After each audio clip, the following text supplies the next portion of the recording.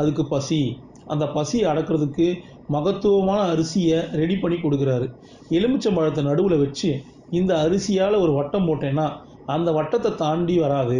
இது தற்காலிக தீர்வு தான், நிரந்தர தீர்வை நீங்கள் தான் கண்டுபிடிக்கணும் அப்படின்னு அட்வைஸ் பண்ணி அனுப்பிச்சிடுறாரு. இவங்களும் கும்பிட போட்டு வாங்கிட்டு வந்துட்டாங்க. சொன்ன மாதிரியே அப்படியே எலுமிச்சம்பழத்தை சுற்றி அந்த அரிசியால் ஒரு வட்டத்தை போட்டுட்டாங்க.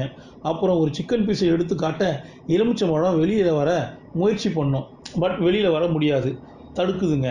ஆஹா சூப்பர் அப்படின்னு அன்னைக்கு மட்டும் அந்த எலுமிச்சம்பழத்தை பார்க்க வச்சுட்டு இவங்க எல்லாம் அடித்து லூட்டி இருக்கே, என்ன ஆட்டம், என்ன கூத்து, என்ன சரக்குன்னு, என்ன சாப்பாடுன்னு நல்லா திருப்தியாக ராத்திரி போயிருக்கு.